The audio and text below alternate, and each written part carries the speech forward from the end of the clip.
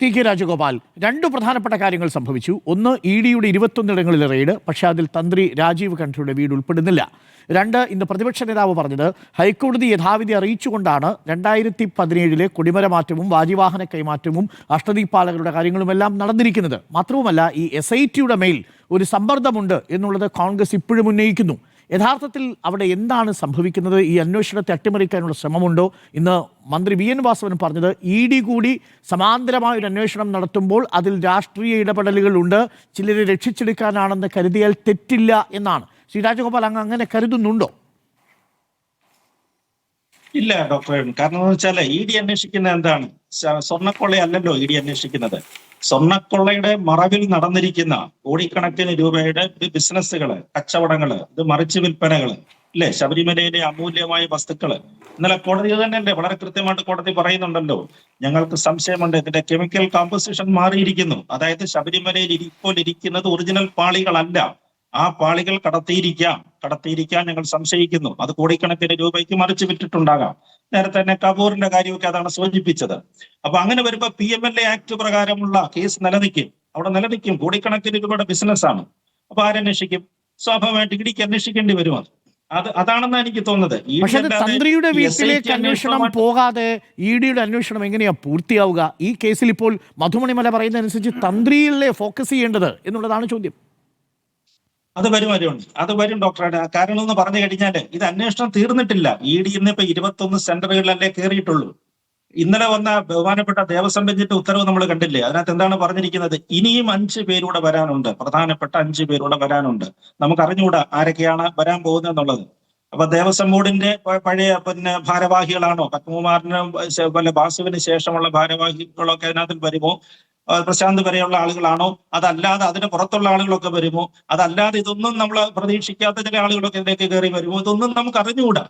അപ്പൊ അങ്ങനെ വരുമ്പോ പ്രധാനപ്പെട്ട കുറച്ച് ആളുകളോട് ഇതിനകത്തിൽ വരാനുണ്ട്.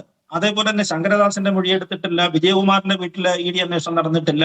അപ്പൊ അങ്ങനെ കുറച്ച് കാര്യങ്ങളുണ്ട്. അപ്പൊ കുറെ ലിസ്റ്റാണ്. എനിക്ക് തോന്നുന്നത് ഇത് 1ാം ഘട്ട അന്വേഷണമാണെന്ന് തോന്നുന്നു EDയുടേത്. കാരണം അവർ വളരെ കൃത്യമായിട്ട് ചെയ്യും. കാരണം എന്ന് പറഞ്ഞാൽ ഈ പത്തനംതിട്ട, ശബരിമല ഇത്തരം കാര്യങ്ങളെ വെച്ച് വരുമ്പോഴേ EDക്ക് വളരെ കൃത്യമായ അന്വേഷണങ്ങളുണ്ട്, അവർക്ക് അതിനുള്ള സംവിധാനങ്ങളും ഉണ്ട്. ഇതിപ്പോ ഈ വലിയ കൊള്ള നടന്നു എന്ന് അറിഞ്ഞ ഉടൻ തന്നെ IB അന്വേഷിച്ചിരുന്നു. നമ്മൾക്ക് ചില വിവരങ്ങളൊക്കെ അത് കിട്ടിയല്ലോ. IB കൃത്യമായിട്ട് അത് അന്വേഷിച്ചിരുന്നു. IB അത് അന്വേഷിച്ച് കഴിഞ്ഞപ്പോഴാണ് പത്തനംതിട്ട കേന്ദ്രീകരിച്ച് നടന്നിരുന്ന വലിയ വസ്തു കച്ചവടം, പണത്തിൻ്റെതായ പങ്കാളിത്തങ്ങള്, അതിന്റെ കള്ളപ്പണ പരിപാടികള്. അതുകൊണ്ടാണ് ദേവസ്വം ബോർഡ് ആസ്ഥാനത്ത് എത്ര മണിക്കൂറായിട്ട് റെയ്ഡ് നടന്നുകൊണ്ടിരിക്കുകയാണ്. അവർ പരിശോധിച്ചുകൊണ്ടിരിക്കുകയാണ് ദേവസ്വം ബോർഡിന്റെ ആസ്ഥാനത്ത്. ഒരുപാട് ഈ സ്വർണ്ണക്കൊള്ള മാത്രമല്ല അവിടെ അന്വേഷിക്കുന്നത്. സ്വർണ്ണക്കൊള്ളയല്ല പ്രധാനമായിട്ട് അന്വേഷിക്കുന്നത്. ഈ ശബരിമലയിൽ വിശ്വാസത്തിന്റെ പേരിൽ ഒരുപാട് പണം വന്നിട്ടുണ്ട്. അത് ലക്ഷങ്ങളുണ്ട്, കോടികളുണ്ട്. അപ്പൊ വിശ്വാസത്തെ ചൂഷണം ചെയ്തുകൊണ്ടും അല്ലെങ്കിൽ കള്ളപ്പണം വെളുപ്പിക്കുന്നതിനായിട്ട് എന്തെല്ലാം സ്പോൺസർമാരാണ് വന്നിരിക്കുന്നത് നോക്കുക. അവരെല്ലാം വലിയ കോടിക്കണക്കിന് രൂപയാണ് മുടക്കിയിരിക്കുന്നത്. അതുപോലെ തന്നെ മറിച്ച് വിൽപ്പനകള്, തട്ടിപ്പുകള്, ഇത്തരം കാര്യങ്ങളുടെ ഫയലുകളെല്ലാം എടുക്കണം. ദേവസ്വം ബോർഡ് ആസ്ഥാനത്ത് നിന്ന് ഫയലുകളെല്ലാം എടുത്തെങ്കിലേ പറ്റുള്ളൂ. താങ്കൾ കരുതുന്നത് 2ാം ഘട്ടത്തിൽ തന്ത്രിയിലേക്ക് എത്തുമെന്നാണ്. എനിക്ക് ഒറ്റ ചോദ്യത്തിലൂടെ മറുപടി വേണം. ഇപ്പോൾ പ്രതിപക്ഷ നേതാവ് കോടതിയുടെ വിധി ഉദ്ധരിച്ചുകൊണ്ട് പറഞ്ഞത് ASP കുരുപ്പ്, അഭിഭാഷക കമ്മീഷണർ കോടതിയെ യഥാവിധി കാര്യങ്ങൾ ധരിപ്പിച്ചിരുന്നു. അജയ് തറയിലിനെതിരെയോ ഈ പ്രയാർ ഗോപാലകൃഷ്ണനെതിരെയോ ആരോപണം ഉന്നയിക്കുന്നതിൽ എന്ത് സാങ്കത്യം? എല്ലാം കോടതി അറിയിച്ചിരുന്നതല്ലേ, വാജിവാഹന കൈമാറ്റം നടക്കുന്നതടക്കമുള്ള കാര്യങ്ങൾ. പക്ഷെ അപ്പോഴും 2012 ദേവസ്വം കമ്മീഷണറുടെ ഉത്തരവ് ലംഘിച്ചുകൊണ്ടാണ് അങ്ങനെയൊരു കൈമാറ്റം നടന്നിരുന്നത് എന്നതിന് ഇനി എന്തെങ്കിലും പ്രസക്തിയുണ്ടോ ശ്രീ രാജഗോപാൽ? തീർച്ചയായിട്ടും ഉണ്ട്. ബഹുമാനപ്പെട്ട കോടതിയെ സംബന്ധിച്ചിടത്തോളം അഡ്വക്കേറ്റ് കമ്മീഷണർ കൊടുക്കുന്ന റിപ്പോർട്ട് അവരങ്ങ് അംഗീകരിക്കും. അതാണ് അതിനകത്ത് സംഭവിക്കുന്നത്. പക്ഷേ അദ്ദേഹം കൊടുത്ത ഫൈനൽ റിപ്പോർട്ടിനകത്ത് ഒരു വാചകം വരുന്നുണ്ട്. അതിന്റെ 15ാം ഖണ്ഡികയിൽ ഒരു വാചകം വരുന്നുണ്ട്.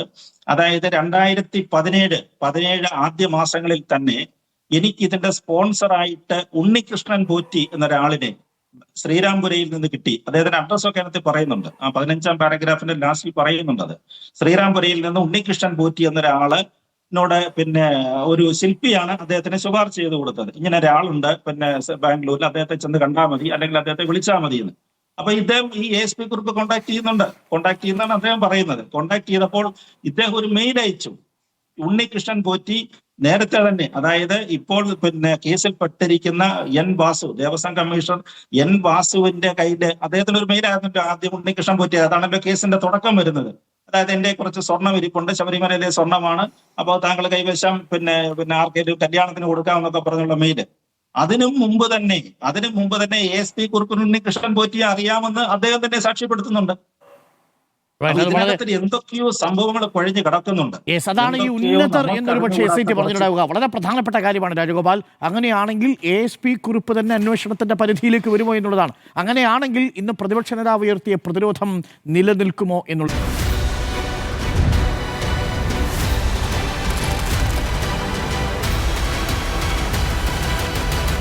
Debate with Dr. Arun Kumar.